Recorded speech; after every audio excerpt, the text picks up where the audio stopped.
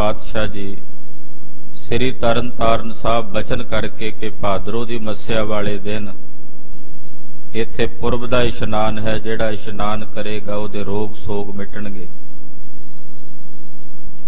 उहदे दुखां दी निवृत्ति होवेगी, कामनावां दी पूर्ति होवेगी। ये बचन करके महाराज जी वापस श्री अमृतसर साहब आ गए हन।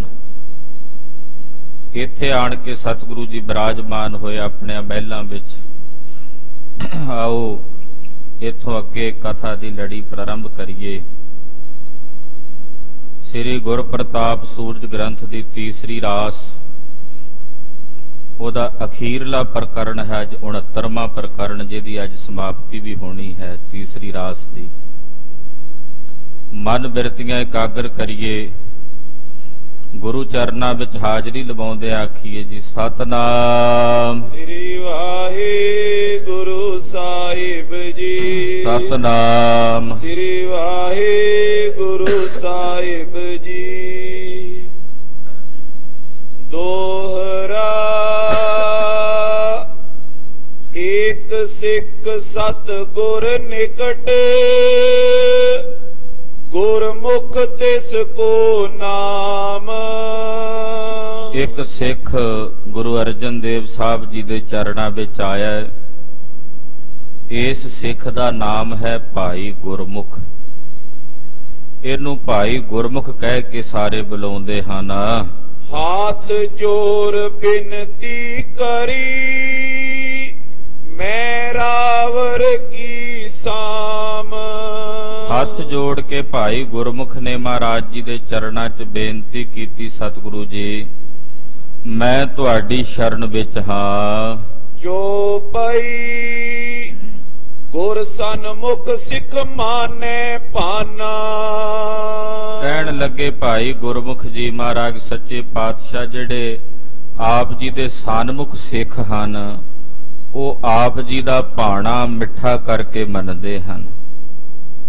ਜਿਹੜੇ ਸਨਮੁਖ ਸਿੱਖ ਨੇ ਉਹ ਆਪ ਜੀ ਦੇ ਭਾਣੇ ਨੂੰ, ਆਪ ਜੀ ਦੀ ਰਜਾ ਨੂੰ ਮਿੱਠਾ ਕਰਕੇ ਜਾਣਦੇ ਤੇ ਮੰਨਦੇ ਹਨ। ਮੋਹਿ ਦਿਖਾਵੋ ਦਿਖ ਦੁਖ ਹਾਨਾ। ਮਹਾਰਾਜ ਕੋਈ ਇਹੋ ਜਿਹਾ ਸਨਮੁਖ ਸਿੱਖ ਹੋਵੇ ਜਿਹੜਾ ਤੁਹਾਡੇ ਭਾਣੇ ਨੂੰ ਮਿੱਠਾ ਕਰਕੇ ਮੰਨਦਾ ਹੋਵੇ, ਮੈਨੂੰ ਉਹਦੇ ਦਰਸ਼ਨ ਕਰਾਓ। भाई गुरमुख जी कहते महाराज तुहाडे सन्मुख सिख ने जिहड़े तुहाडा भाणा मनदे ने, तुहाडे भाणे विच चलदे ने, मिठा करके मनदे ने आप जी दे भाणे नूं। कोई इहो जिहा सन्मुख सिख होवे महाराज जी मैनू उस दे दर्शन करवाओ।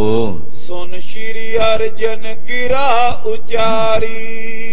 सुन के धन गुरु अर्जन देव साहब जी महाराज जी बोले, कहण लगे पुर गुजरात सो नाम भिखारी।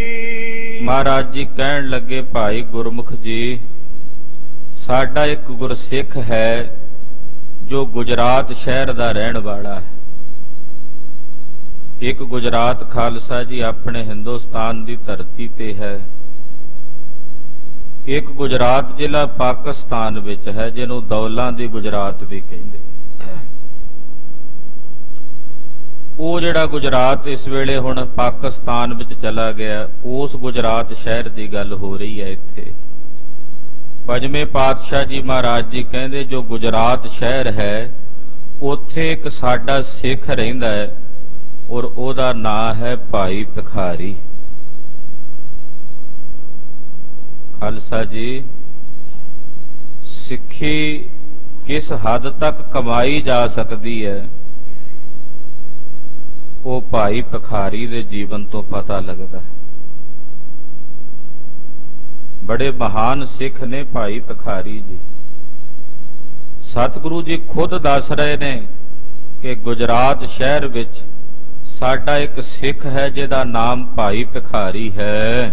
ਤੈਂ ਦਰਸੋ ਅਬ ਕਰੋ ਪਿਆਨਾ। ਉਹਦੇ ਕੋਲ ਚਲੇ ਜਾਓ और जाके जे तुसी किसी सन्मुख सिख दे दर्शन करने ने ना, सन्मुख सिख दे, तां जाके भाई भिखारी दे दर्शन करो क्योंकि वो साडे सन्मुख सिख ने जिन्हां दा मुख हमेशा साडे वल रहिंदा है। ਜਿਹੜੇ ਹਮੇਸ਼ਾ ਸਾਡੇ ਭਾਣੇ ਨੂੰ ਰਜਾ ਨੂੰ ਮਿੱਠਾ ਕਰਕੇ ਮੰਨਦੇ ਨੇ।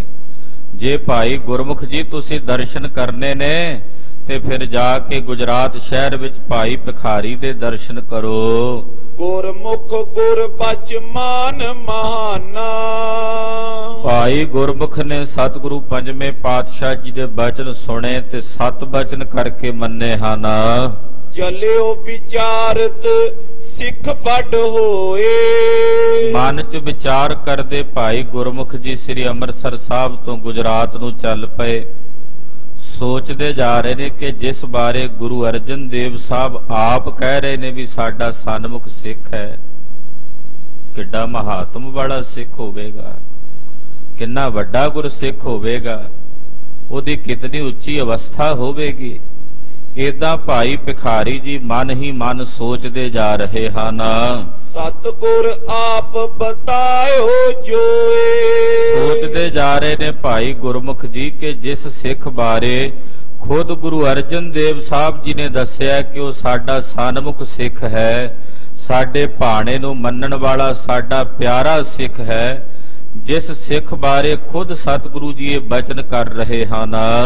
ਪ੍ਰਭ ਭਾਣਾ ਕਿਮ ਮਾਨਤ ਰਹੇ। ਉਸ ਸਿੱਖ ਦੇ ਦਰਸ਼ਨ ਜਾ ਕੇ ਜ਼ਰੂਰ ਕਰਨੇ ਚਾਹੀਏ ਜਿਹੜਾ ਪ੍ਰਭੂ ਦਾ ਭਾਣਾ, ਪਰਮੇਸ਼ਰ ਦਾ ਭਾਣਾ ਮਿੱਠਾ ਕਰਕੇ ਮੰਨਦਾ ਹੈ। ਕਹਾਂ ਕ੍ਰਿਤ ਕਰ ਬ੍ਰਿਤ ਕੋ ਲਏ। ਵੇਖਦੇ ਆ ਚੱਲ ਕੇ ਉਹ ਸਿੱਖ ਕਿਹੋ ਜੀ ਕਿਰਤ ਕਰਦਾ ਹੈ, ਉਹ ਕਿੱਦਾਂ ਦੇ ਕੰਮ ਕਰਦਾ, ਜਿਨ੍ਹਾਂ ਕੰਮਾਂ ਕਰਕੇ ਉਹ ਹਰ ਵੇਲੇ ਗੁਰੂ ਸਾਹਿਬ ਨੂੰ ਭਾਉਂਦਾ, ਗੁਰੂ ਜੀ ਨੂੰ ਚੰਗਾ ਲੱਗਦਾ, ਗੁਰੂ ਜੀ ਨੂੰ ਪਿਆਰਾ ਲੱਗਦਾ, ਜਿਹਦੇ ਕਰਕੇ ਉਹਦੀ ਬਿਰਤੀ ਇੰਨੀ ਉੱਚੀ ਹੋਈ ਹੈ। ਐਸੀ ਕਿਹੜੀ ਕਿਰਤ ਕਰਦਾ ਉਹ ਮੈਂ ਚੱਲ ਕੇ ਵੇਖਾਂ। ਮਗ ਉਲੰਘ ਪਹੁੰਚਿਓ ਗੁਜਰਾਤ। ਭਾਈ ਗੁਰਮੁਖ ਜੀ ਏਦਾਂ ਮਨ 'ਚ ਸੋਚਦੇ ਵਿਚਾਰਦੇ ਚਲਦੇ ਚਲਦੇ ਸਾਰਾ ਪੈਂਡਾ ਤੈਅ ਕਰਕੇ ਗੁਜਰਾਤ ਸ਼ਹਿਰ 'ਚ ਪਹੁੰਚੇ ਹਨ। ਨਾਮ ਭਿਖਾਰੀ ਪੁੱਛਿਓ ਜਾਤ। ਗੁਜਰਾਤ ਸ਼ਹਿਰ ਵਿੱਚ ਪਹੁੰਚੇ ਤੇ ਉੱਥੇ ਜਾ ਕੇ ਪੁੱਛਿਆ ਜਿਹੜੇ ਮਹੱਲੇ 'ਚ ਭਾਈ ਭਿਖਾਰੀ ਜੀ ਰਹਿੰਦੇ ਸਨ ਕਿ ਭਾਈ ਭਿਖਾਰੀ ਜੀ ਦਾ ਘਰ ਕਿਹੜਾ ਹੈ। ਗ੍ਰਹਿ ਮੈਂ ਗਇਓ ਸੋ ਮੰਗਲ ਹੀਰਾ। ਭਾਈ ਗੁਰਮੁਖ ਜੀ ਭਾਈ ਭਿਖਾਰੀ ਦੇ ਘਰ ਪਹੁੰਚੇ ਤੇ ਪਹੁੰਚੇ ਕੀ ਵੇਖਦੇ ਨੇ, ਅੱਗੇ ਬੜੀਆਂ ਖੁਸ਼ੀਆਂ ਮਨਾਈਆਂ ਜਾ ਰਹੀਆਂ। ਘਰ ਵਿੱਚ ਸ਼ਾਦੀ ਦਾ ਮਾਹੌਲ ਹੈ, ਬੜੀ ਭਾਰੀ ਖੁਸ਼ੀ ਦਾ ਮਾਹੌਲ ਹੈ। ਗਾਵੇਂ ਤ੍ਰਿਆ ਵਿਆਹੋ ਸੁਤ ਕੇਰਾ। ਉੱਥੇ ਕੁਝ ਸੁਹਾਗਣਾ ਇਕੱਠੀਆਂ ਹੋ ਕੇ ਸੁਹਾਗ ਗਾ ਰਹੀਆਂ ਨੇ, ਘੋੜੀਆਂ ਗਾ ਰਹੀਆਂ ਨੇ ਔਰ ਅਨੇਕ ਪ੍ਰਕਾਰ ਦੇ ਗੀਤਰ ਗਾਇਨ ਕਰ ਰਹੀਆਂ ਨੇ। ਕੋਈ ਵਿਆਹ ਦਾ ਸਮਾਗਮ ਘਰ ਦੇ ਵਿੱਚ ਜਾਪਦਾ ਹੈ। ਕਿਰਤ ਕਮਾਵਤ ਭਿਖਿਓ ਭਿਖਾਰੀ। ਇੱਕ ਪਾਸੇ ਘਰ ਦੇ ਵਿੱਚ ਵਿਆਹ ਦੀਆਂ ਖੁਸ਼ੀਆਂ ਦੀਆਂ ਤਿਆਰੀਆਂ, ਵਿਆਹ ਦੀਆਂ ਤਿਆਰੀਆਂ ਹੋ ਰਹੀਆਂ, ਖੁਸ਼ੀਆਂ ਮਨਾਈਆਂ ਜਾ ਰਹੀਆਂ। ਤੇ ਜਦੋਂ ਭਾਈ ਗੁਰਮੁਖ ਜੀ ਘਰ ਪਹੁੰਚੇ ਉਹਨਾਂ ਨੇ ਭਾਈ ਭਿਖਾਰੀ ਨੂੰ ਵੇਖਿਆ ਇੱਕ ਪਾਸੇ ਕਿ ਭਾਈ ਭਿਖਾਰੀ ਜੀ ਉਹ ਸਾਰੇ ਵਿਆਹ ਸ਼ਾਦੀ ਦੇ ਮਾਹੌਲ ਤੋਂ ਇੱਕ ਪਾਸੇ ਹੋ ਕੇ ਇਕੱਲੇ ਬੈਠੇ ਹਨ। ਸੀਵਤ ਸਤਰੰਜੀ ਜੇ ਫਾਰੀ। ਉਹ ਬੈਠੇ ਭਾਈ ਭਿਖਾਰੀ ਜੀ ਕੀ ਕਰ ਰਹੇ ਨੇ ਕਿ ਸਤਰੰਜੀ ਸੀਵ ਰਹੇ ਨੇ। ਸਤਰੰਜੀ ਵਿਛਾਈ, ਜਿਹਨੂੰ ਫੂੜੀ ਵੀ ਕਹਿ ਦਿੰਦੇ ਆ, ਉਹ ਸੀਵ ਰਹੇ ਸਨ ਭਾਈ ਸਾਹਿਬ ਭਾਈ ਭਿਖਾਰੀ ਜੀ ਕਿ ਜਦੋਂ ਕੋਈ ਸੰਗਤ ਆਵੇਗੀ ਬੈਠਣ ਵਾਸਤੇ ਤੇ ਥੱਲੇ ਵਿਛਾ ਦੇਾਂਗੇ, ਉੱਤੇ ਸੰਗਤ ਬੈਠ ਜਾਏਗੀ। ਐਸੀ ਇੱਕ ਸਤਰੰਜੀ ਜਿਹੜੀ ਹੈ ਉਹ ਭਾਈ ਸਾਹਿਬ ਭਾਈ ਭਿਖਾਰੀ ਜੀ ਸੀਵ ਰਹੇ ਸਨ। ਪੈਰੀ ਪੈਣਾ ਕਹਿ ਤਿਰ ਗੁਰਮੁਖ। ਭਾਈ ਗੁਰਮੁਖ ਜੀ ਭਾਈ ਭਿਖਾਰੀ ਜੀ ਦੇ ਕੋਲ ਆਏ, ਚਰਨੀ ਹੱਥ ਲਾਇਆ ਤੇ ਆਖਿਆ ਪੈਰੀ ਪਵਣਾ। ਦਸਵੇਂ ਪਾਤਸ਼ਾਹ ਤੱਕ ਇਹੀ ਮਰਿਆਦਾ ਰਹੀ ਹੈ ਪੈਰੀ ਪਵਣ ਦੀ ਗੁਰਸਿੱਖਾਂ ਦੀ। ਜਦੋਂ ਆਪੋ ਚ ਮਿਲਦੇ ਸੀ ਇਹੀ ਕਹਿ ਕੇ ਮਿਲਦੇ ਸੀ। ਭਾਈ ਭਿਖਾਰੀ ਨੂੰ ਭਾਈ ਗੁਰਮੁਖ ਜੀ ਪੈਰੀ ਪਵਣਾ ਕਹਿ ਕੇ ਮਿਲੇ ਹਨ। ਪਟਿਓ ਮੋਏ ਗੁਰ ਨੇ ਪਉ ਸਨਮੁਖ। ਔਰ ਆਖਿਆ ਬੇਨਤੀ ਕੀਤੀ, ਆਖਿਆ ਭਾਈ ਭਿਖਾਰੀ ਜੀ ਮੈਨੂੰ ਗਰੀਬ ਨਵਾਜ ਸਤਿਗੁਰੂ ਪੰਜਵੇਂ ਪਾਤਸ਼ਾਹ ਨੇ ਆਪ ਜੀ ਦੇ ਕੋਲ ਭੇਜਿਆ ਹੈ। ਸੁਨਤ ਭਿਖਾਰੀ ਉਠ ਸਨਮਾਨਾ।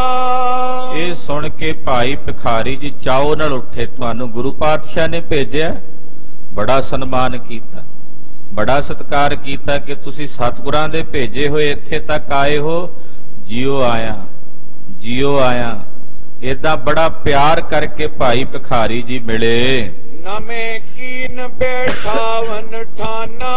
ਨਾਲੇ ਮੱਥਾ ਟੇਕਿਆ ਭਾਈ ਭਿਖਾਰੀ ਨੇ ਭਾਈ ਗੁਰਮੁਖ ਨੂੰ, ਔਰ ਮੱਥਾ ਟੇਕ ਕੇ ਬੜੇ ਸਨਮਾਨ ਨਾਲ ਬਿਠਾਇਆ। ਨਿਜ ਕਾਰਜ ਲਾਗਿਓ ਜਿਸ ਕਾਲਾ। ਔਰ ਬਿਠਾ ਕੇ ਭਾਈ ਗੁਰਮੁਖ ਨੂੰ ਜਲ ਪਾਣੀ ਛਕਾ ਕੇ ਜਿਹੜਾ ਕੰਮ ਪਹਿਲਾਂ ਕਰ ਰਹੇ ਸਨ ਸਤਰੰਜੀ ਸੀਵਣ ਦਾ, ਗੁਰਮੁਖ ਔਰ ਬਿਸਮਾਏ ਬਿਸਾਲਾ, ਉਹ ਫੇਰ ਕਰਨ ਲੱਗ ਪਏ। ਸਤਰੰਜੀ ਫੇਰ ਸਿਵਣ ਲੱਗ ਪਏ। ਭਾਈ ਗੁਰਮੁਖ ਜੀ ਵੇਖ ਕੇ ਬੜੇ ਹੈਰਾਨ ਹੋਏ ਵੀ ਘਰ 'ਚ ਵਿਆਹ ਦਾ ਮਾਹੌਲ ਹੈ ਤੇ ਭਾਈ ਭਿਖਾਰੀ ਜੀ ਇਹ ਕੀ ਕਰ ਰਹੇ ਨੇ, ਸਤਰੰਜੀ ਸੀਵ ਰਹੇ ਨੇ। ਵੀ ਇਹ ਤਾਂ ਜਦੋਂ ਕੋਈ ਮਰਦਾ ਮੁੱਕਦਾ ਉਦੋਂ ਥੱਲੇ ਵਿਛਾਣ ਦੇ ਕੰਮ ਆਉਂਦੀ ਹੈ। ਤੇ ਖੁਸ਼ੀ ਦੇ ਮਾਹੌਲ ਵਿੱਚ ਇਦਾਂ ਦਾ ਇਹ ਕੰਮ ਸ਼ੋਕ ਵਾਲਾ ਕਿਉਂ ਕਰ ਰਹੇ ਨੇ? ਭਾਈ ਭਿਖਾਰੀ ਜੀ ਨੂੰ ਵੇਖ ਕੇ ਭਾਈ ਗੁਰਮੁਖ ਜੀ ਬੜੇ ਹੈਰਾਨ ਤੇ ਅਚਰਜ ਹੋ ਰਹੇ ਨੇ। ਲਖਿਓ ਭਿਖਾਰੀ ਨੇ ਮਨ ਤਾਉ। ਉਸ ਵੇਲੇ ਭਾਈ ਭਿਖਾਰੀ ਜੀ ਨੇ ਆਪਣੇ ਮਨ ਦੇ ਵਿੱਚ ਇਸ ਤਰ੍ਹਾਂ ਲਖਿਆ, ਇਸ ਤਰ੍ਹਾਂ ਜਾਣਿਆ। ਉਠਿਆ ਪਕੜ ਕੇ ਤਿਸ ਕੀ ਬਾਹੂ। ਔਰ ਉੱਠ ਕੇ ਭਾਈ ਭਿਖਾਰੀ ਦੀ ਬਾਹ ਪਕੜ ਲਈ। ਸੋਜ ਬਿਹਾ ਕੀ ਲਗਿਓ ਦਿਖਾਵਨ। ਭਾਈ ਭਿਖਾਰੀ ਜੀ ਕਹਿੰਦੇ ਆਓ ਗੁਰਮੁਖ ਜੀ ਆਓ।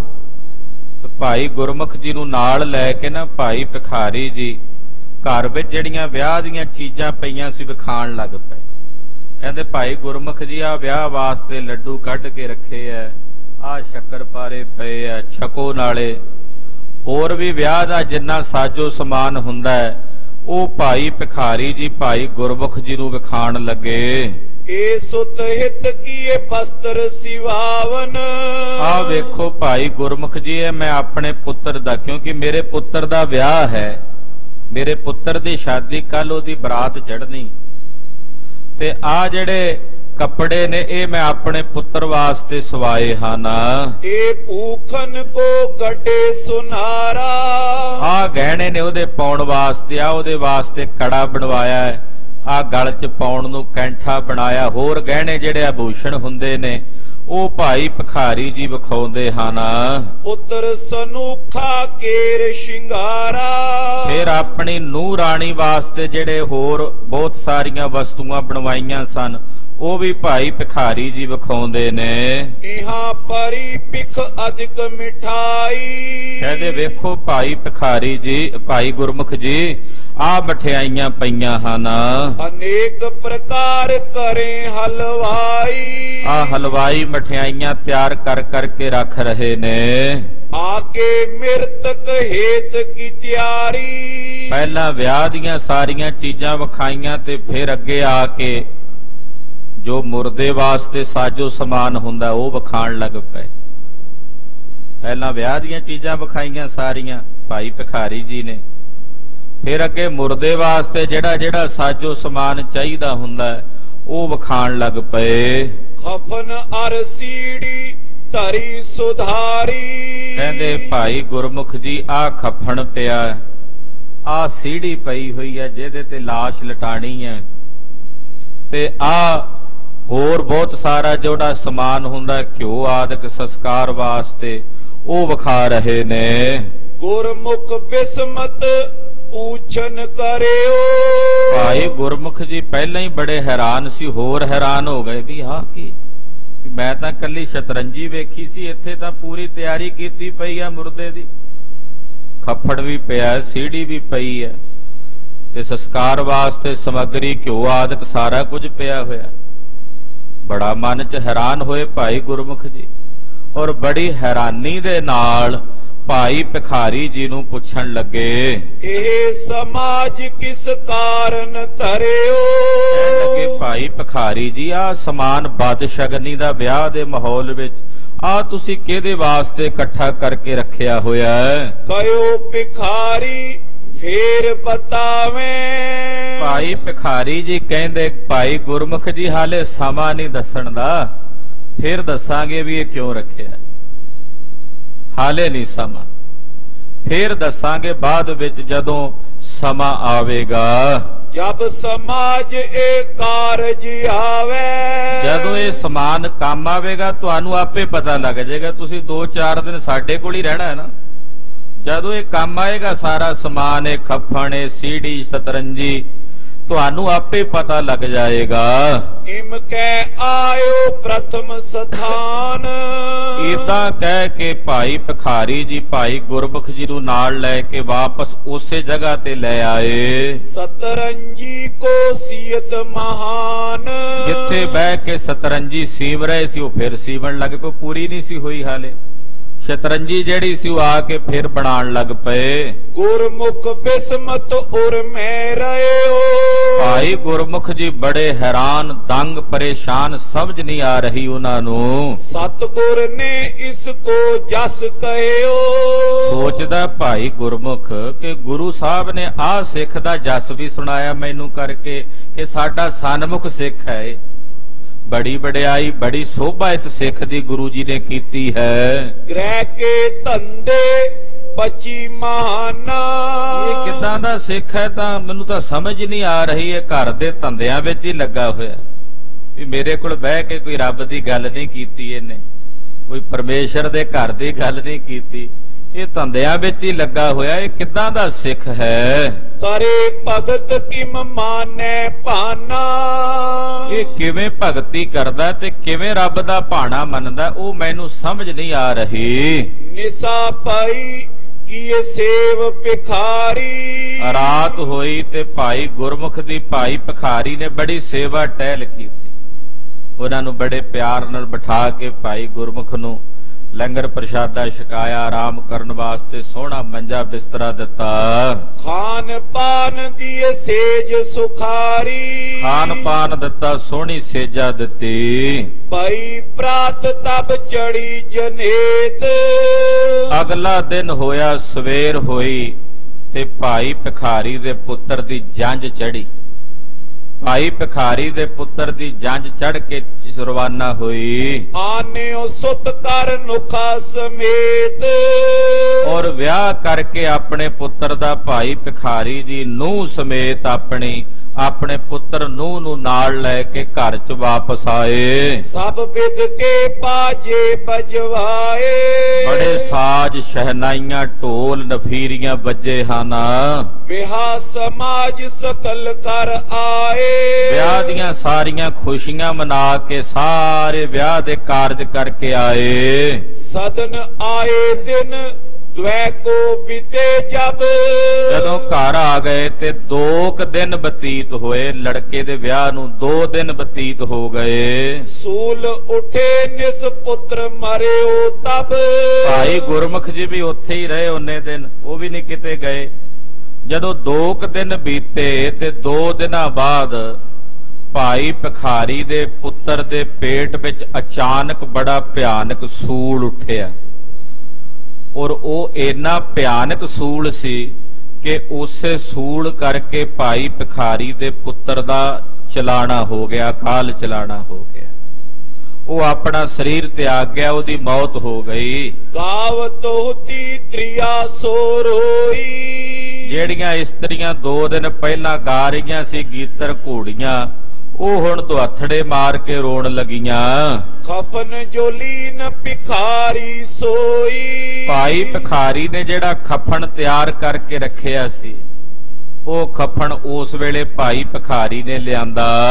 ਇਸ ਸੀੜੀ ਪਰ ਪਾਇਓ ਨੰਦ, ਜਿਹੜੀ ਸੀੜੀ ਤਿਆਰ ਕੀਤੀ ਸੀ ਉਹ ਸੀੜੀ ਦੇ ਉੱਤੇ ਖਫਨ ਪਾ ਕੇ ਆਪਣੇ ਪੁੱਤਰ ਦੀ ਲਾਸ਼ ਨੂੰ ਲਟਾਇਆ।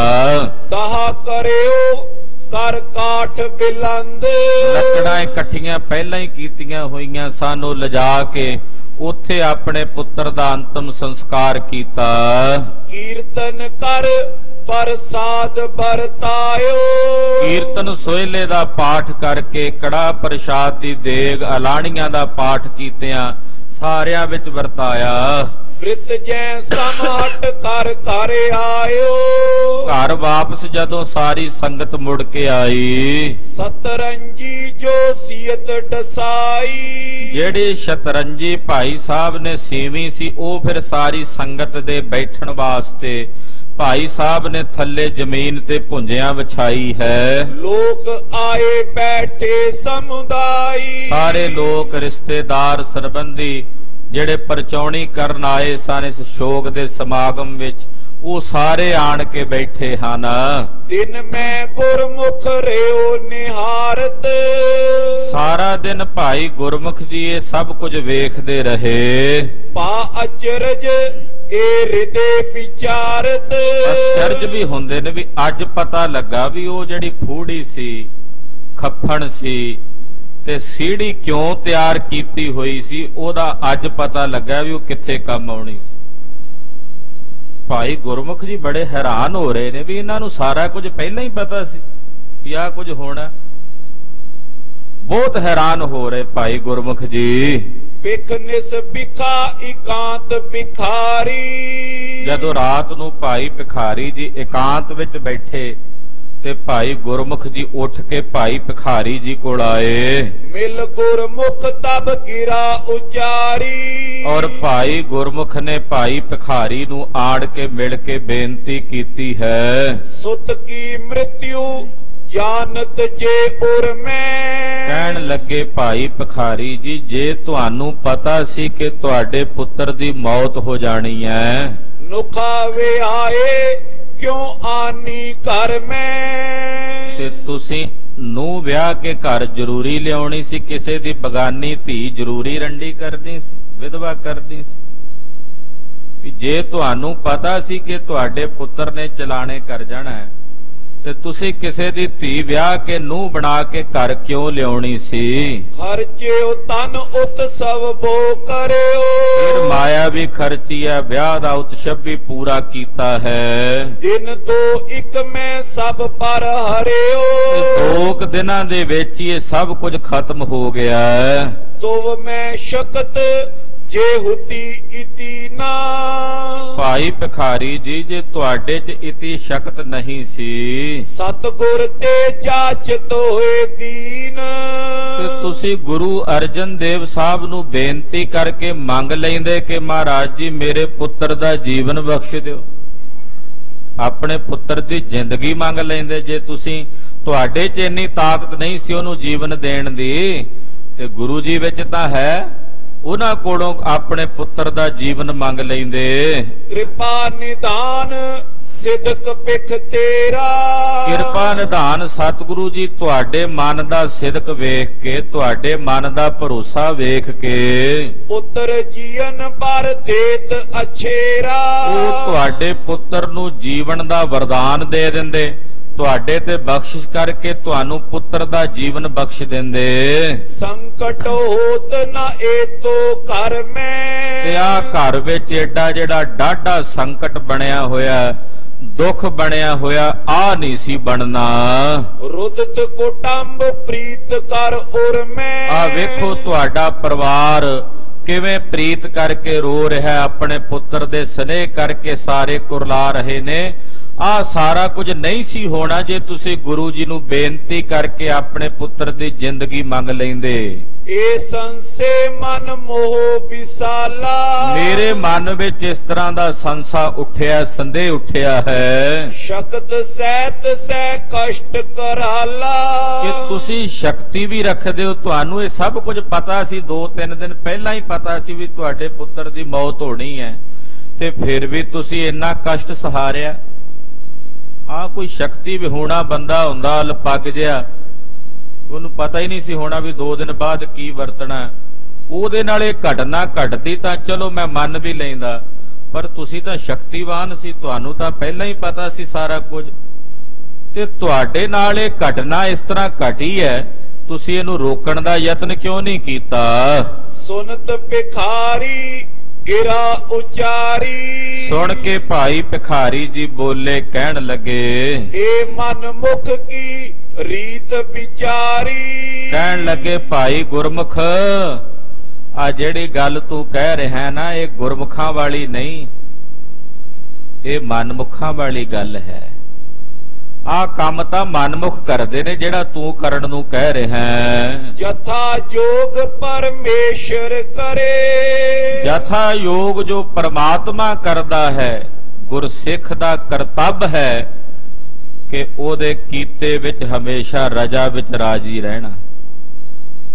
ਰੋਜ਼ ਪੜ੍ਹਦੇ ਆ, ਜੋ ਤੁਧ ਭਾਵੈ ਸਾਈ ਭਲੀ ਕਾਰ, ਤੂੰ ਸਦਾ ਸਲਾਮਤ ਨਿਰੰਕਾਰ। ਜੋ ਤੈਨੂੰ ਪਾਉਂਦਾ ਉਹੀ ਮੇਰੇ ਲਈ ਚੰਗਾ। ਕਰਤਾ ਪੁਰਖ ਪਰਮਾਤਮਾ ਨੂੰ ਜੋ ਚੰਗਾ ਲੱਗਦਾ, ਉਹ ਜੋ ਵਰਤਾਉਂਦਾ ਹੈ ਉਹੀ ਹੁੰਦਾ ਹੈ। ਤਿਸ ਮੈਂ ਦੁਖ ਸੰਸੇ ਜੋ ਤਰੇ, ਜਿਹੜਾ ਪ੍ਰਮਾਤਮਾ ਦੇ ਕੀਤੇ ਤੇ ਸ਼ੰਕਾ ਕਰਦਾ, ਪ੍ਰਮਾਤਮਾ ਦੀ ਕੀਤੀ ਤੇ ਦੁੱਖ ਧਰਦਾ ਵੀ ਰੱਬ ਨੇ ਦੁੱਖ ਦਿੱਤਾ ਹੈ। ਯਤਨ ਕਰੇ ਭਾਵੀ ਕੋ ਮੇਟਨ, ਔਰ ਯਤਨ ਕਰੇ ਕਿ ਮੈਂ ਇਸ ਭਾਵੀ ਨੂੰ ਮੇਟ ਦਿਆਂ, ਜਿਹੜੀ ਇਹ ਭਾਵੀ ਹੈ ਹੋਣੀ ਹੈ ਇਹਨੂੰ ਮੇਟ ਦਿਆਂ। ਤਿਸ ਕੋ ਪ੍ਰਭ ਸੰਗ ਕਬਹੂ ਨਾ ਭੇਟਨ, ਇਹੋ ਜਿਹੇ ਬੰਦੇ ਕਦੇ ਉਸ ਰੱਬ ਨੂੰ ਨਹੀਂ ਮਿਲ ਸਕਦੇ। ਏਦਾਂ ਦੇ ਬੰਦੇ ਜਿਹੜੇ ਪ੍ਰਮਾਤਮਾ ਦੀ ਕੀਤੀ ਤੇ ਤਰਕ ਕਰਨ ਔਰ ਭਾਵੀ ਨੂੰ ਮੇਟਣ ਦਾ ਯਤਨ ਕਰਨ, ਉਹ ਬੰਦੇ ਕਦੇ ਪ੍ਰਮਾਤਮਾ ਨੂੰ ਨਹੀਂ ਮਿਲ ਸਕਦੇ। ਨਾਲੇ ਭਾਈ ਗੁਰਮੁਖ ਜਿਹੜੀ ਭਾਵੀ ਹੈ ਨਾ, ਉਹ ਹੋ ਕੇ ਰਹਿਣੀ ਹੈ। ਭੋਗੇ ਬਿਨ ਨਾਸੇ ਨਹੀਂ, ਉਹ ਤਾਂ ਭੋਗਣੀ ਪੈਣੀ ਹੈ, ਉਹ ਤਾਂ ਵਰਤਣੀ ਹੈ। ਉਹਨੂੰ ਨਹੀਂ ਕੋਈ ਰੋਕ ਸਕਦਾ। ਜੇ ਕੋਈ ਰੋਕਣ ਦਾ ਯਤਨ ਕਰੇ ਉਹ ਤਾਂ ਮਨਮੁਖ ਹੈ। ਔਰ ਏਦਾਂ ਦੇ ਬੰਦੇ ਜਿਹੜੇ ਨੇ ਭਾਈ ਗੁਰਮੁਖ ਜੀ, ਉਹ ਕਦੇ ਪ੍ਰਮਾਤਮਾ ਨੂੰ ਨਹੀਂ ਮਿਲ ਸਕਦੇ।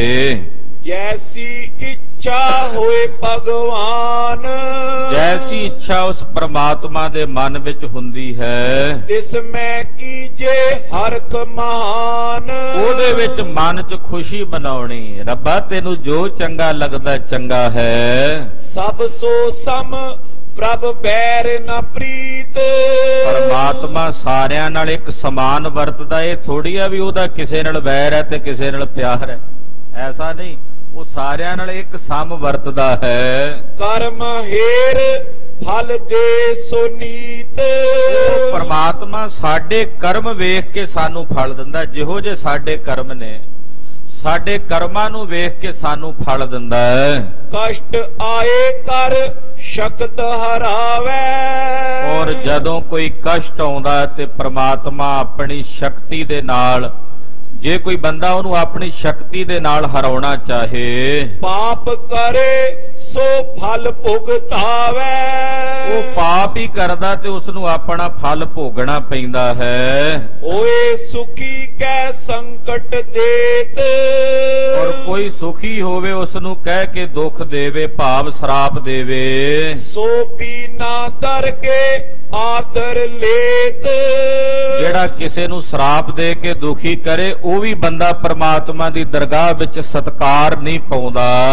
ਨਿਰਪ ਮਾਇਕ ਜੋ ਕਰੇ ਸੋ ਪਾਵੇ, ਮਾਇਆ ਵੀ ਰਾਜਾ ਜੋ ਕਰਦਾ ਹੈ, ਉਹਨੂੰ ਜੋ ਭਾਉਂਦਾ ਹੈ ਉਹੀ ਕਰਦਾ ਹੈ। ਸੋ ਸੇਵਕ ਤਿਸ ਤੇ ਸੁਖ ਪਾਵੇ, ਜਿਹੜੇ ਉਸ ਰਾਜੇ ਦੇ ਸੇਵਕ ਨੇ, ਉਹ ਆਪਣੇ ਰਾਜੇ ਦੀ ਕੀਤੀ 'ਚ ਸੁਖ ਪਾਉਂਦੇ ਨੇ।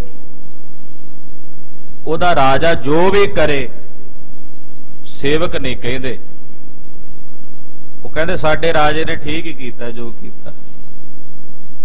ਜਿਹੜੀ ਪਾਰਟੀ ਨਾਲ ਕੋਈ ਜੁੜਿਆ ਹੁੰਦਾ, ਉਸ ਪਾਰਟੀ ਦਾ ਜਿਹੜਾ ਮੁਖੀਆ ਹੈ, ਉਹ ਜੋ ਕਰੇ, ਉਹ ਭਾਵੇਂ ਗਲਤ ਵੀ ਕਰੇ ਤਾਂ ਵੀ ਉਹਦੇ ਜਿਹੜੇ ਚੇਲੇ ਚਪਟੇ ਹੁੰਦੇ ਕਹਿੰਦੇ ਬਿਲਕੁਲ ਠੀਕ ਹੋ ਰਿਹਾ। ਉਹ ਕਦੇ ਨਹੀਂ ਕਹਿੰਦੇ ਵੀ ਗਲਤ ਹੋਇਆ। ਪਰ ਪਰਮਾਤਮਾ ਤਾਂ ਕਦੇ ਕਿਸੇ ਨਾਲ ਗਲਤ ਕਰਦਾ ਹੀ ਨਹੀਂ, ਉਹ ਤਾਂ ਦਿੰਦਾ ਹੀ ਕਰਮਾਂ ਦਾ ਫਲ ਹੈ। ਫਿਰ ਜਿਹੜੇ ਉਹਦੇ ਸੇਵਕ ਨੇ, ਉਹ ਕਿਵੇਂ ਆਖਣ ਪ੍ਰਮਾਤਮਾ ਤੂੰ ਠੀਕ ਨਹੀਂ ਕੀਤਾ? ਉਹ ਕਿਵੇਂ ਕਹਿਣ? ਉਹ ਫਿਰ ਇਹੀ ਕਹਿੰਦੇ, ਤੇਰਾ ਕੀਆ ਮਿੱਠਾ ਲਾਗੈ, ਹਰ ਨਾਮ ਪਦਾਰਥ ਨਾਨਕ ਮੰਗੈ। ਤੇਰਾ ਕੀਤਾ ਹੋਇਆ ਸਾਨੂੰ ਚੰਗਾ ਲੱਗਦਾ ਹੈ, ਜਿਵੇਂ ਕਿਸੇ ਰਾਜੇ ਦੇ ਸੇਵਕ ਨੂੰ ਆਪਣੇ ਰਾਜੇ ਦਾ ਕੀਤਾ ਚੰਗਾ ਲੱਗਦਾ ਹੈ। ਜੇ ਮੈਂ ਪਤ ਕ੍ਰਿਤ ਮੈਂ ਦੇ ਦੋਸ਼ੂ, ਹੁਣ ਜੇ ਕੋਈ ਸੇਵਕ ਆਪਣੇ ਰਾਜੇ ਦੇ ਕੀਤੇ ਹੋਏ ਵਿੱਚ ਦੋਸ਼ ਆਰੋਪੇ ਕਿ ਸਾਡੇ ਰਾਜੇ ਨੇ ਆ ਠੀਕ ਨਹੀਂ ਕੀਤਾ। ਰਿਸੇ ਤਾਏ ਪਰ ਲਖੇ ਬਿਹੋਸ਼ੂ। ਉਹਦੇ ਤੇ ਰਾਜਾ ਫਿਰ ਗੁੱਸੇ ਹੋ ਚ ਆ ਜਾਂਦਾ, ਤੂੰ ਮੇਰੇ ਕੀਤੇ ਦੇ ਉੱਤੇ ਸ਼ੰਕਾ ਕਰਨਾ ਵੀ ਮੈਂ ਨਹੀਂ ਠੀਕ ਕੀਤਾ। ਉਹ ਗੁੱਸੇ ਵਿੱਚ ਆ ਜਾਂਦਾ। ਪਰ ਜਿਹਦੇ ਤੇ ਬਾਦਸ਼ਾਹ ਗੁੱਸੇ ਵਿੱਚ ਹੋ ਜੇ ਆਪਣੇ ਸੇਵਕ ਤੇ, ਉਹਨੂੰ ਫਿਰ ਉਹ ਮੂਰਖ ਸਮਝਦਾ ਹੈ। ਇਮ ਅਲਪਗਿਆਨ ਕੀ ਕ੍ਰਿਤ ਮਾਈ। ਇਸੇ ਤਰ੍ਹਾਂ ਜਿਹੜੇ ਅਲਪੱਗ ਲੋਕ ਨੇ ਨਾ, ਅਲਪੱਗ ਜੀਵ, ਉਹਨਾਂ ਦੀ ਕ੍ਰਿਤ ਵੀ ਕੁਝ ਇਸੇ ਤਰ੍ਹਾਂ ਮੂਰਖ ਨੌਕਰਾਂ ਵਰਗੀ, ਮੂਰਖ ਸੇਵਕਾਂ ਵਰਗੀ ਹੈ। ਪ੍ਰਭ ਸਰਬੱਗ ਜਥੋ ਚਿਤ ਆਈ। ਉਹ ਪਾਰ ਬ੍ਰਹਮ ਪ੍ਰਮਾਤਮਾ ਸਰਬੱਗ ਹੈ, ਸਰਬੱਗ ਹੈ। ਉਹਦੇ ਮਨ ਵਿੱਚ ਜੋ ਆਉਂਦਾ ਹੈ ਉਹੀ ਉਚਿਤ ਹੈ। ਬਿਨਾ ਕਰਮ ਸੁਖ ਦੁਖ ਨੈ ਦੇਤ। ਉਹ ਸਾਡੇ ਬਿਨਾ ਕਿਸੇ ਕੀਤੇ ਕਰਮਾਂ ਤੋਂ ਸਾਨੂੰ ਦੁੱਖ ਸੁੱਖ ਨਹੀਂ ਦਿੰਦਾ। ਜੋ ਦੇ ਰਿਹਾ ਦੁੱਖ ਸੁੱਖ ਸਾਡੇ ਕਰਮਾਂ ਦਾ ਹੀ ਹੈ। ਦੱਦਾ ਦੋਸ਼ ਨਾ ਦੇਉ ਕਿਸੈ, ਦੋਸ਼ ਕਰਮਾਂ ਆਪਣਿਆ। ਜੋ ਮੈਂ ਕੀਆ ਸੋ ਮੈਂ ਪਾਇਆ, ਦੋਸ਼ ਨ ਦੀਜੈ ਅਵਰ ਜਨਾ। ਕਰਮਾਂ ਉੱਪਰ ਨਿਬੜੈ।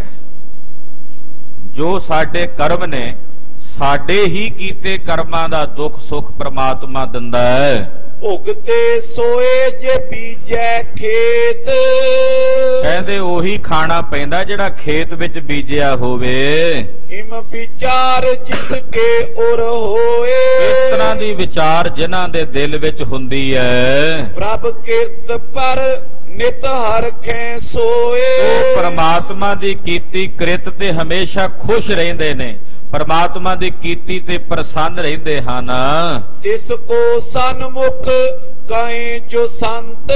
ਭਾਈ ਗੁਰਮੁਖ ਜੀ, ਜਿਹੜੇ ਇਹੋ ਜਿਹੇ ਸਿੱਖ ਹੁੰਦੇ ਨੇ ਨਾ, ਉਹਨਾਂ ਨੂੰ ਸਨਮੁਖ ਸਿੱਖ ਕਹਿੰਦੇ ਆ।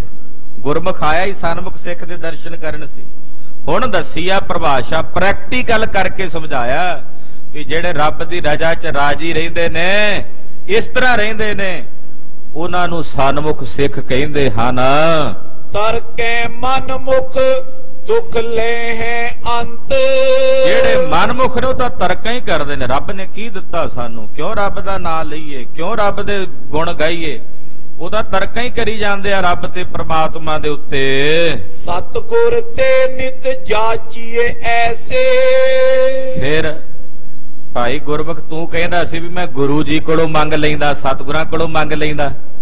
ਇਹਦੇ ਬਾਰੇ ਵੀ ਸੁਣ ਲੈ। ਗੁਰੂ ਜੀ ਕੋਲੋਂ ਉਹ ਚੀਜ਼ ਮੰਗੀ ਦੀ ਹੈ। ਪ੍ਰਭ ਕ੍ਰਿਤ ਪਰ ਆਨੰਦ ਲੈ ਜੈਸੇ। ਗੁਰੂ ਦੇ ਚਰਨਾਂ 'ਚੋਂ ਇਹ ਮੰਗ ਮੰਗੀ ਦੀ ਹੈ ਕਿ ਸਤਿਗੁਰੂ ਜੀ ਮੈਨੂੰ ਇਹ ਦਾਤ ਦੇ ਕਿ ਮੈਂ ਪ੍ਰਮਾਤਮਾ ਦੀ ਕੀਤੀ ਵਿੱਚ ਰਾਜੀ ਰਵਾਂ। ਗੁਰੂ ਕੋਲੋਂ ਆ ਮੰਗੀ ਦਾ, ਆ ਥੋੜੀ ਮੰਗੀ ਦਾ ਜੋ ਤੂੰ ਕਹਿ ਰਿਹਾ। ਗੁਰੂ ਕੋਲੋਂ ਆਹ ਦਾਤ ਮੰਗੀ ਦੀ ਹੈ ਕਿ ਸਤਿਗੁਰੂ ਜੀ ਇਹੋ ਜੀ ਦਾਤ ਬਖਸ਼ੋ ਕਿ ਰੱਬ ਦੇ ਭਾਣੇ ਵਿੱਚ, ਅਕਾਲ ਪੁਰਖ ਦੀ ਰਜ਼ਾ ਵਿੱਚ ਰਾਜੀ ਰਹੀਏ, ਉਹਦੀ ਕੀਤੀ ਨੂੰ ਸਿਰ ਮੱਥੇ ਪ੍ਰਵਾਨ ਕਰੀਏ। ਨਾਸ਼ਵੰਤ ਦ੍ਰਿਸ਼ਮਾਨ ਪਦਾਰਥ। ਆ ਜਿਹੜੇ ਦ੍ਰਿਸ਼ਮਾਨ ਪਦਾਰਥ ਨੇ ਸਾਰੇ ਨਾਸ਼ਵਾਨ, ਬਿਨਸਣ ਵਾਲੇ ਹਨ। ਇਨ ਲਗ ਜਨਮ ਨਾ ਖੋਏ ਅਕਾਰਤ। ਇਹਨਾਂ ਪਦਾਰਥਾਂ ਪਿੱਛੇ ਲੱਗ ਕੇ ਆਪਣਾ ਜਨਮ ਅਜਾਈ ਗਵਾਉਣਾ ਤੇ ਆ ਝੂਠੀਆਂ ਚੀਜ਼ਾਂ ਗੁਰੂ ਕੋਲੋਂ ਮੰਗਣੀਆਂ ਨੇ ਜਿਹੜੀਆਂ ਰਹਿਣੀਆਂ ਹੀ ਨਹੀਂ। ਚੱਲ ਮੰਨ ਲੈਂਦਾ ਗੁਰਮੁਖ ਵੀ, ਅੱਜ ਮੈਂ ਆਪਣੇ ਪੁੱਤਰ ਦੀ ਜ਼ਿੰਦਗੀ ਮੰਗ ਲੈਂਦਾ ਕਿ ਕਦੇ ਉਹਨੇ ਮਰਨਾ ਨਹੀਂ ਸੀ। 10 ਸਾਲ 20 ਸਾਲ 50 ਸਾਲ ਬਾਅਦ ਮਰਨਾ ਤੇ ਸੀ ਨਾ ਉਹਨੇ, ਜਾਂ ਤਾਂ ਹੁੰਦਾ ਵੀ ਉਹਨੇ ਮਰਨਾ ਹੀ ਨਹੀਂ ਸੀ ਕਦੇ। ਤੇ ਜੇ ਉਹਨੇ ਮਾਰੀ ਜਾਣਾ ਸੀ ਬਾਅਦ ਵਿੱਚ, ਅੱਜ ਵੀ ਚਲਾ ਗਿਆ, ਤੇ ਮੈਂ ਇਹੋ ਜੀ ਚੀਜ਼ ਮੰਗਾ ਹੀ ਕਿਉਂ ਗੁਰੂ ਕੋਲੋਂ ਜਿਹੜੀ ਰਹਿਣੀ ਨਹੀਂ।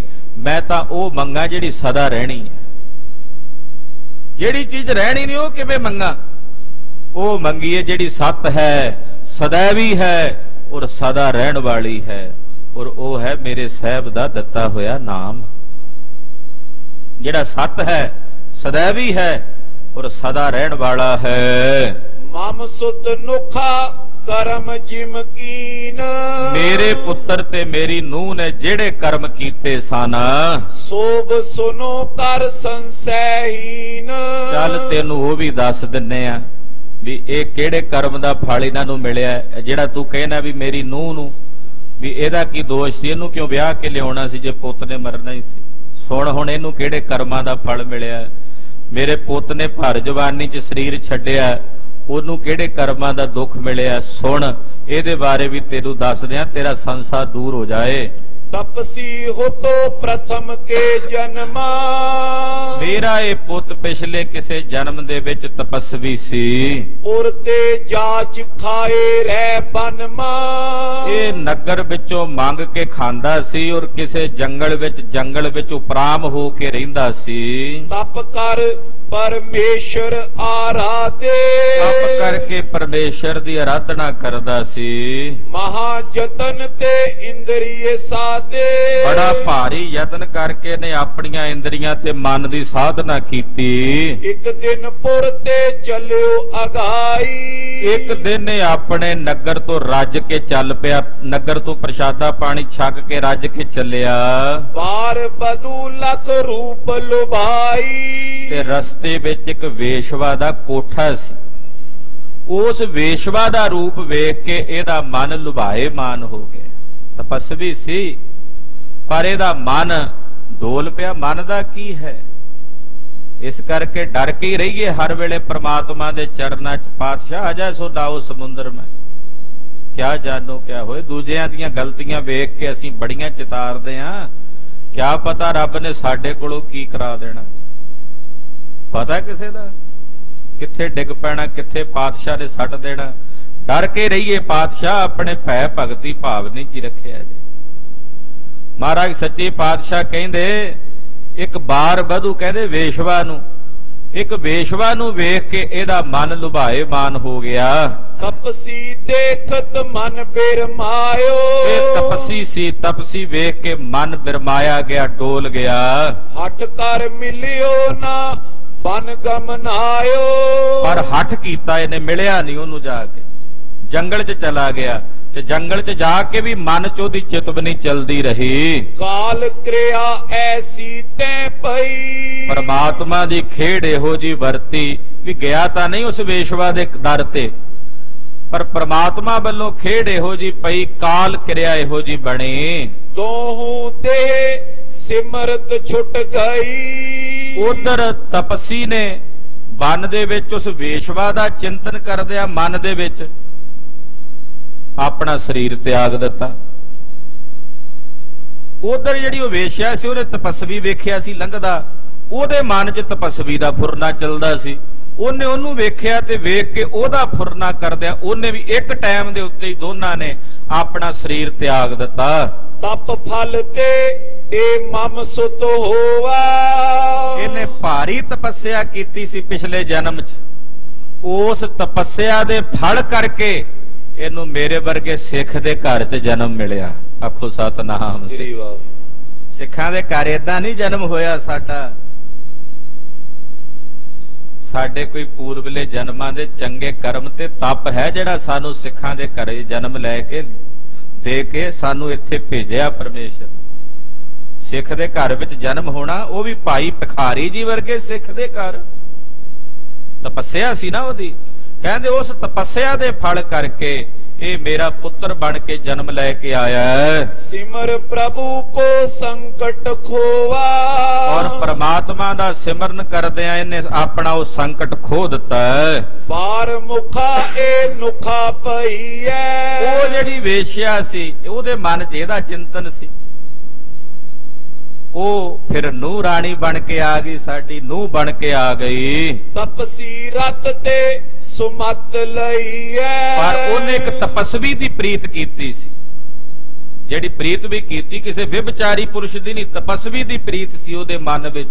ਉਹਦੀ ਰੱਤ ਕਰਕੇ ਉਹਨੂੰ ਸਾਡੇ ਘਰ ਵਿੱਚ ਆਉਣਾ ਮਿਲਿਆ। ਸਿੱਖ ਸੰਗਤ ਕੀ ਸੇਵ ਕਮਾਵੇ, ਉਹਦਾ ਫਲ ਇਹ ਮਿਲਿਆ ਹੁਣ ਸਾਡੇ ਘਰ ਸਿੱਖ ਆਉਂਦੇ ਨੇ, ਸੰਗਤ ਆਉਂਦੀ ਹੈ, ਇਹ ਉਹਨਾਂ ਦੀ ਸੇਵਾ ਕਰੇਗੀ। ਸੇਵਾ ਕਰਕੇ ਇਹਦੀ ਵੀ ਕਲਿਆਣ ਹੋ ਜਾਏਗੀ, ਨਹੀਂ ਤਾਂ ਇਹਦੀ ਕਲਿਆਣ ਹੋਣੀ ਔਖੀ ਸੀ। ਤਾਂ ਆਈ ਹੈ ਸਾਡੇ ਘਰ। ਭਾਈ ਭਿਖਾਰੀ ਜੀ ਕਹਿੰਦੇ ਤੂੰ ਕਹਿੰਦਾ ਸੀ ਵੀ ਕਿਉਂ ਲਿਆਂਦੀ ਆ ਵਿਆਹ ਕੇ, ਜੇ ਪਤਾ ਸੀ। ਇਹ ਤਾਂ ਆਈ ਹੈ ਕਿ ਇਹਦੀ ਮੁਕਤੀ ਹੋਣੀ ਹੈ, ਤਾਂ ਕਿਉਂਕਿ ਜਦੋਂ ਸਾਡੇ ਘਰ ਸਿੱਖ ਸੰਗਤ ਆਵੇਗੀ ਇਹ ਉਹਨਾਂ ਦੀ ਸੇਵਾ ਕਰੇਗੀ, ਉਹਨਾਂ ਨੂੰ ਭੋਜਨ ਬਣਾ ਕੇ ਤਿਆਰ ਕਰਕੇ ਛਕਾਵੇਗੀ। ਅੰਤ ਵਿਖੇ ਉੱਤਮ ਪਦ ਪਾਵੇ, ਔਰ ਅੰਤ ਨੂੰ ਇਹਨੂੰ ਵੀ ਉੱਤਮ ਪਦਵੀ ਪ੍ਰਾਪਤ ਹੋਵੇਗੀ। ਤਾਂ ਤੋ ਭੋ ਗੁਰਮੁਖ ਸੁਨ ਲੀਜੈ। ਇਹ ਭਾਈ ਗੁਰਮੁਖ ਜੀ ਆ ਹੈ ਸਾਰੀ ਗੱਲ। ਪਾਣਾ ਮਾਨਨ ਮਨ ਥਿਰ ਕੀਜੈ। ਪਰਮਾਤਮਾ ਦਾ ਭਾਣਾ ਮੰਨਣਾ ਤੇ ਆਪਣੇ ਮਨ ਨੂੰ ਥਿਰ ਕਰਕੇ ਰੱਖਣਾ, ਇਹੀ ਗੁਰਸਿੱਖ ਦੀ ਨਿਸ਼ਾਨੀ ਹੈ। ਸਤਿਨਾਮ ਕੋ ਸਿਮਰਨ ਕਰਨੋ, ਔਰ ਹਰ ਵੇਲੇ ਵਾਹਿਗੁਰੂ ਵਾਹਿਗੁਰੂ ਵਾਹਿਗੁਰੂ। ਇਹ ਪਾਵਨ ਪਵਿੱਤਰ ਅੰਮ੍ਰਿਤ ਨਾਮ ਹਰ ਵੇਲੇ ਰਸਨਾ ਤੋਂ ਜਪਣਾ ਹੈ। ਤਨ ਹੰਤਾ ਕੋ ਹਿਰਦੇ ਬਿਸਰਨੋ, ਔਰ ਆਪਣੇ ਸਰੀਰ ਦੀ ਹੰਗਤਾ ਆਪਣੇ ਹਿਰਦੇ ਚੋਂ ਵਿਸਾਰ ਦੇਣੀ ਹੈ, ਤਿਆਗ ਦੇਣੀ ਹੈ। ਮੁਕਤੀ ਕੇ ਸਾਧਨ ਏ ਤੀਨ। ਇਹ ਤਿੰਨੇ ਸਾਧਨ ਮੁਕਤੀ ਦੇ ਨੇ। ਪਹਿਲਾ ਭਾਣਾ ਮੰਨਣਾ, ਦੂਜਾ ਮਨ ਟਿਕਾਉਣਾ ਤੇ ਤੀਜਾ ਸਿਮਰਨ ਕਰਨਾ। ਇਹ ਤਿੰਨੇ ਸਾਧਨ ਮੁਕਤੀ ਦੇ ਹਨ। ਕਹੇ ਗੁਰੂ ਅਰ ਸੰਤ ਪ੍ਰਵੀਨ। ਇਹ ਗੱਲ ਸਤਿਗੁਰੂ ਜੀ ਵੀ ਕਹਿੰਦੇ ਨੇ ਔਰ ਇਹ ਗੱਲ ਮਹਾਤਮਾ ਸਾਧੂ ਵੀ ਕਹਿੰਦੇ ਹਨ। ਸੁਨ ਗੁਰਮੁਖ ਨੇ ਬਾਤ ਭਿਖਾਰੀ। ਭਾਈ ਗੁਰਮੁਖ ਜੀ ਨੇ ਭਾਈ ਭਿਖਾਰੀ ਦੇ ਇਹ ਬਚਨ ਸੁਣੇ। ਦੁਐ ਕਰ ਜੋਰ ਬੰਦਨਾ ਤਾਰੀ। ਦੋਵੇਂ ਹੱਥ ਜੋੜ ਕੇ ਭਾਈ ਗੁਰਮੁਖ ਨੇ ਭਾਈ ਭਿਖਾਰੀ ਨੂੰ ਮੱਥਾ ਟੇਕਿਆ। ਤਨ ਤਨ ਵੱਡ ਬੁੱਧ ਵਿਚਛਨ। ਆਖਿਆ ਧੰਨ ਹੋ ਭਾਈ ਭਿਖਾਰੀ ਜੀ, ਧੰਨ ਗੁਰੂ ਪਿਆਰੇ, ਧੰਨ ਗੁਰੂ ਪਿਆਰੇ। ਇਹ ਧੰਨ ਧੰਨ ਕਹਿ ਕੇ ਸਲਾਉਣ ਲੱਗੇ। ਨਾਮ ਮੋਏ ਗੁਰਮੁਖ ਤਵ ਲੱਛਨ। ਕਹਿੰਦੇ ਨਾਮ ਮੇਰਾ ਗੁਰਮੁਖ ਹੈ, ਪਰ ਭਾਈ ਭਿਖਾਰੀ ਜੀ ਗੁਰਮੁਖਾਂ ਵਾਲੇ ਲੱਛਣ ਤੁਹਾਡੇ ਨੇ।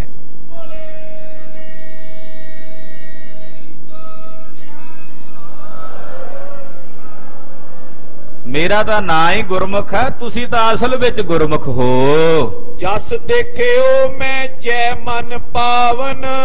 ਜਿਸ ਤਰ੍ਹਾਂ ਮੈਂ ਵੇਖਣਾ ਚਾਹੁੰਦਾ ਸੀ, ਜਿਹੋ ਜੇ ਗੁਰਸਿੱਖ ਦੇ ਦਰਸ਼ਨ ਕਰਨਾ ਚਾਹੁੰਦਾ ਸੀ, ਗੁਰੂ ਅਰਜਨ ਸਾਹਿਬ ਨੂੰ ਮੈਂ ਬੇਨਤੀ ਕੀਤੀ ਸੀ, ਮੈਨੂੰ ਉਹੋ ਜੇ ਸਿੱਖ ਦੇ ਦਰਸ਼ਨ ਹੋ ਗਏ ਨੇ। ਆ ਹੁੰਦੇ ਨੇ ਸਿੱਖ ਭਾਈ ਭਿਖਾਰੀ ਵਰਗੇ, ਜਿਹੜੇ ਹਰ ਵੇਲੇ ਪਰਮਾਤਮਾ ਦੀ ਰਜ਼ਾ ਵਿੱਚ ਜੇ ਸੁਖ ਦੇਹੇ ਤਾਂ ਇਤ ਹੀ ਰਾਜਾਂ, ਦੁੱਖ ਵਿੱਚ ਸੂਖ ਬਣਾਈ। ਏ ਵਾਹਿਗੁਰੂ, ਜੇ ਸੁਖ ਦੇ ਉਹਦੇ ਵਿੱਚ ਵੀ ਰਾਜੀ, ਜੇ ਦੁੱਖ ਦੇਵੇ ਤੇ ਉਹਦੇ ਵਿੱਚ ਵੀ ਆਨੰਦ ਚ। ਇਹ ਹੈ ਗੁਰਮੁਖ ਦੀ ਅਵਸਥਾ। ਭਾਈ ਸਾਹਿਬ ਭਾਈ ਗੁਰਮੁਖ ਜੀ ਕਹਿੰਦੇ ਮੈਂ ਜਿਹੋ ਜੇ ਸਿੱਖ ਦੇ ਦੀਦਾਰ ਕਰਨਾ ਚਾਹੁੰਦਾ ਸੀ ਹੋ ਗਏ ਨੇ। ਦਸ ਸਤਿਗੁਰ ਮੁਝ ਕੀਨ ਦਿਖਾਵਨ। ਉਹੋ ਜੇ ਗੁਰਮੁਖ ਗੁਰਸਿੱਖ ਦੇ ਦਰਸ਼ਨ ਸਤਿਗੁਰਾਂ ਨੇ ਮੈਨੂੰ ਕਰਾ ਦਿੱਤੇ ਨੇ। ਤੁਝ ਦਰਸ਼ਨ ਤੇ ਪਾਪ ਮਿਟਾਵੇਂ। ਭਾਈ ਭਿਖਾਰੀ ਜੀ ਤੁਹਾਡੇ ਦਰਸ਼ਨ ਕਰਕੇ ਮੇਰੇ ਪਾਪ ਮਿਟ ਗਏ ਹਨ। ਸਦਾ ਗੁਰੂ ਕੇ ਉਰ ਮੈਂ ਭਾਵੇਂ। ਔਰ ਜਿਹੜਾ ਤੁਹਾਡੇ ਦਰਸ਼ਨ ਕਰਦਾ ਉਹਦੇ ਪਾਪ ਮਿਟਦੇ ਨੇ, ਉਹ ਗੁਰੂ ਨੂੰ ਭਾ ਜਾਂਦਾ ਹੈ। ਇਮ ਉਸਤਤ ਕਰ ਬਾਰੰਗਬਾਰ। ਇਹ ਤਾਂ ਭਾਈ ਗੁਰਮੁਖ ਨੇ ਬਾਰ-ਬਾਰ ਭਾਈ ਭਿਖਾਰੀ ਦੀ ਉਸਤਤ ਕੀਤੀ। ਦੀਨ ਹੋਏ ਚਰਨਨ ਸਿਰ ਧਾਰ। ਔਰ ਮਹਾਰਾਜ ਜੀ ਦੇ ਪਿਆਰ ਵਿੱਚ ਰੰਗੇ ਹੋਏ ਭਾਈ ਗੁਰਮੁਖ ਨੇ ਭਾਈ ਭਿਖਾਰੀ ਦੇ ਚਰਨਾਂ ਤੇ ਨਮਸਕਾਰ ਕੀਤੀ। ਭਇਓ ਵਿਸਰਜਨ ਗੁਰਪੁਰ ਆਇਓ।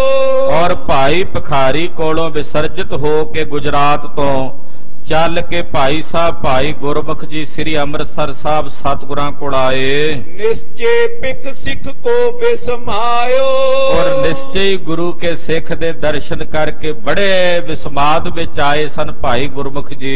ਸ੍ਰੀ ਅਰਜਨ ਬੈਠੇ ਜਿਸ ਥਾਈ। ਜਿਸ ਜਗ੍ਹਾ ਤੇ ਮਹਾਰਾਜ ਪੰਜਵੇਂ ਪਾਤਸ਼ਾਹ ਜੀ ਬੈਠੇ ਸਨ, ਪਗ ਪੰਕਜ ਪਰ ਗਰੀਬ ਨਿਵਾਈ। ਉੱਥੇ ਆ ਕੇ ਭਾਈ ਗੁਰਮੁਖ ਨੇ ਗੁਰੂ ਚਰਨਾਂ ਵਿੱਚ ਬੜੇ ਅਦਬ ਨਾਲ ਸੀਸ ਝੁਕਾ ਕੇ ਮੱਥਾ ਟੇਕਿਆ। ਮੁਸਕਾਵਤ ਸ਼੍ਰੀ ਮੁਖ ਸੋ ਕਹਿਓ। ਮੁਸਕਰਾ ਕੇ ਸਤਿਗੁਰੂ ਪੰਜਵੇਂ ਪਾਤਸ਼ਾਹ ਜੀ ਬੋਲੇ, ਕੈਸੋ ਸਿੱਖ ਜਾਏ ਤੈ ਲਇਓ। ਕਹਿੰਦੇ ਹਾਂ ਭਾਈ ਗੁਰਮੁਖ ਜੀ, ਦੱਸੋ ਕਿਹੋ ਜੇ ਸਿੱਖ ਦੇ ਜਾ ਕੇ ਦਰਸ਼ਨ ਕੀਤੇ ਨੇ। ਕੈਸੀ ਰਹਿਤ ਰਹੇ ਕਿਮ ਸੇਵੈ। ਦੇਖਿਆ ਕਿਹੋ ਜੀ ਰਹਿਤ ਵਿੱਚ ਉਹ ਸਿੱਖ ਰਹਿੰਦਾ, ਕਿਵੇਂ ਸਿੱਖਾਂ ਦੀ ਸੇਵਾ ਕਰਦਾ ਹੈ। ਕਿਮ ਉਰ ਨਿਸ਼ਚੇ ਦੁਖ ਸੁਖ ਖੇਵੈ। ਕਿਵੇਂ ਉਹ ਆਪਣੇ ਹਿਰਦੇ 'ਚ ਨਿਸ਼ਚਾ ਰੱਖਦਾ, ਕਿਵੇਂ ਦੁੱਖ ਸੁੱਖ ਨੂੰ ਇੱਕ ਕਰਕੇ ਮੰਨਦਾ ਹੈ। ਸੁਨ ਕਰ ਹਾਥ ਜੋੜ ਕਰ ਬੋਲਾ। ਸੁਣ ਕੇ ਭਾਈ ਗੁਰਮੁਖ ਜੀ ਹੱਥ ਜੋੜ ਕੇ ਬੋਲੇ, ਕਹਿਣ ਲੱਗੇ, ਸ਼੍ਰੀ ਪ੍ਰਭ ਤੁਮਰੇ ਸਿੱਖ ਅਡੋਲਾ। ਕਹਿਣ ਲੱਗੇ ਸਤਿਗੁਰੂ ਜੀ ਤੁਹਾਡੇ ਸਿੱਖ ਅਡੋਲ ਹਨ, ਜਿਹੜੇ ਕਦੇ ਨਹੀਂ ਡੋਲਦੇ। ਮੈਂ ਮਾਂ ਜਿਨ ਕੀ ਕਈ ਨਾ ਜਾਏ। ਦੁੱਖ ਸੁਖ ਮੈਂ ਇੱਕ ਸਮੇਂ ਹਰ ਖਾਏ। ਜਿਨ੍ਹਾਂ ਦੀ ਮਹਿਮਾ ਕਈ ਨਹੀਂ ਜਾ ਸਕਦੀ, ਜਿਹੜੇ ਦੁੱਖ ਤੇ ਸੁੱਖ ਵਿੱਚ ਸਦਾ ਖੁਸ਼ ਰਹਿੰਦੇ ਹਨ। ਸਕਲ ਪ੍ਰਸੰਗ ਕਯੋ ਤਿਸ ਕੇਰਾ। ਸਾਰਾ ਪ੍ਰਸੰਗ ਭਾਈ ਭਿਖਾਰੀ ਜੀ ਦਾ ਭਾਈ ਗੁਰਮੁਖ ਜੀ ਨੇ ਮਹਾਰਾਜ ਜੀ ਨੂੰ ਸੁਣਾਇਆ। ਜਥਾ ਭਿਖਾਰੀ ਕੋ ਕਰ ਹੇਰਾ। ਜਿਵੇਂ ਉਹਦੇ ਘਰ ਵਿੱਚ ਜਾ ਕੇ ਭਾਈ ਭਿਖਾਰੀ ਦੇ ਡਿੱਠਾ ਉਹੀ ਦੱਸਿਆ ਹੈ। ਜਿਸ ਪਰ ਆਪ ਪ੍ਰਸੰਨਤਾ ਹੋਏ। ਆਖਿਆ ਸਤਿਗੁਰੂ ਜਿਹਦੇ ਤੇ ਤੁਹਾਡੀ ਪ੍ਰਸੰਨਤਾ ਹੁੰਦੀ ਹੈ, ਅਸ ਨਿਸ਼ਚਾ ਧਾਰੇ ਉਰ ਸੋਏ। ਉਸ ਸਿੱਖ ਦੇ ਹਿਰਦੇ 'ਚ ਇਹੋ ਜਿਹਾ ਨਿਸ਼ਚਾ ਬਣਦਾ ਹੈ। ਕਿਰਪਾ ਨਿਧਾਨ ਸੁਨਤ ਹਰ ਖਾਏ। ਕਿਰਪਾ ਨਿਧਾਨ ਸਤਿਗੁਰੂ ਜੀ ਸੁਣ ਕੇ ਬੜੇ ਪ੍ਰਸੰਨ ਹੋਏ। ਸੋ ਜਸ ਦਾਸ ਨਿਜ ਕੋ ਸੁਨ ਪਾਏ। ਕਿਉਂ ਨਾ ਹੋਣ, ਮਹਾਰਾਜ ਜੀ ਆਪਣੀ ਸੋਭਾ ਸੁਣ ਕੇ ਨਹੀਂ ਖੁਸ਼ ਹੁੰਦੇ, ਆਪਣੇ ਸਿੱਖਾਂ ਦੀ ਸੋਭਾ ਸੁਣ ਕੇ ਬੜੀ ਖੁਸ਼ੀ ਮਨਾਉਂਦੇ ਕਿ ਮੇਰੇ ਸਿੱਖ ਦੀ ਸੋਭਾ ਹੋ ਰਹੀ ਹੈ। ਬੜੇ ਖੁਸ਼ ਹੋਏ ਮਹਾਰਾਜ ਪੰਜਵੇਂ ਪਾਤਸ਼ਾਹ। ਸਿੱਖਨ ਪ੍ਰੀਏ ਨਿਤ ਬਨੇ ਸਹਾਈ। ਲੋਕ ਪਰ ਲੋਕੇ ਲੈ ਬਚਾਈ। ਸਤਿਗੁਰੂ ਜੀ ਆਪਣੇ ਸਿੱਖਾਂ ਦੇ ਪ੍ਰਿਆ ਹਨ ਔਰ ਆਪਣੇ ਸਿੱਖਾਂ ਨੂੰ ਲੋਕ ਪਰਲੋਕ ਵਿੱਚ ਰੱਖਣ ਵਾਲੇ ਹਨ। ਕਵੀ ਸੰਤੋਖ ਸਿੰਘ ਕਰ ਕੋਰ ਬੰਦਨ। ਕਿਰਪਾ ਧਾਰ ਗਨ ਬਿਗਨ ਨਿਕੰਦਨ। ਮਹਾਕਵੀ ਕਵੀ ਰਾਜ ਭਾਈ ਸੰਤੋਖ ਸਿੰਘ ਜੀ ਕਹਿੰਦੇ, ਮੈਂ ਇਹੋ ਜਿਹੇ ਸਿੱਖਾਂ ਦੇ ਉੱਤੇ ਚਰਨਾਂ ਤੇ ਵੰਦਨਾ ਕਰਦਾ ਹਾਂ ਔਰ ਬੇਨਤੀ ਕਰਦਾ ਕਿ ਮੇਰੇ ਵਿਘਨਾਂ ਦਾ ਨਾਸ਼ ਕਰੋ। ਇੱਥੇ ਤੀਸਰੀ ਰਾਸ ਸ੍ਰੀ ਗੁਰਪ੍ਰਤਾਪ ਸੂਰਜ ਗ੍ਰੰਥ ਦੀ ਸਮਾਪਤ ਹੋਈ ਹੈ। ਅਗਲਿਆਂ ਪ੍ਰਸੰਗਾਂ ਵਿੱਚ ਚੌਥੀ ਰਾਸ ਪ੍ਰਾਰੰਭ ਹੋਵੇਗੀ। ਉਹ ਕਥਾ ਆਪ ਜੀ ਅਗਲਿਆਂ ਪ੍ਰਕਰਣਾਂ 'ਚ ਸਰਵਣ ਕਰੋਗੇ। ਗੁਰੂ ਜਸ ਕਥਨ ਕਰਦਿਆਂ ਹੋਈਆਂ ਅਨੇਕਾਂ ਪ੍ਰਕਾਰ ਦੀਆਂ ਭੁੱਲਾਂ ਚੁੱਕਾਂ ਦੀ ਖਿਮਾ ਕਰਨੀ। ਤੇਰਾ ਕੀਆ ਮੀਠਾ ਲਾਗੈ, ਤੇਰਾ ਕੀਆ ਮੀਠਾ ਲਾਗੈ। ਤੇਰਾ ਕੀਆ ਮੀਠਾ ਲਾਗੈ। ਤੇਰਾ ਕੀਆ ਮੀਠਾ ਲਾਗੈ।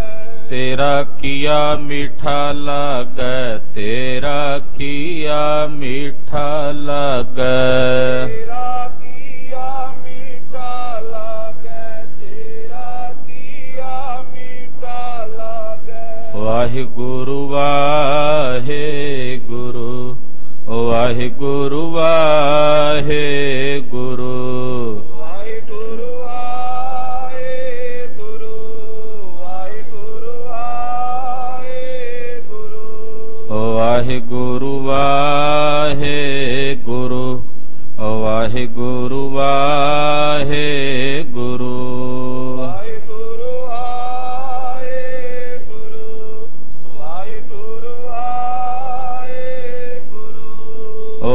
ਵਾਹਿਗੁਰੂ ਵਾਹਿਗੁਰੂ। ਵਾਹਿਗੁਰੂ ਵਾਹਿਗੁਰੂ। ਵਾਹਿਗੁਰੂ। ਵਾਹਿਗੁਰੂ ਵਾਹਿਗੁਰੂ। ਵਾਹਿਗੁਰੂ ਵਾਹਿਗੁਰੂ। ਵਾਹਿਗੁਰੂ ਵਾਹਿਗੁਰੂ। ਵਾਹਿਗੁਰੂ ਵਾਹਿਗੁਰੂ।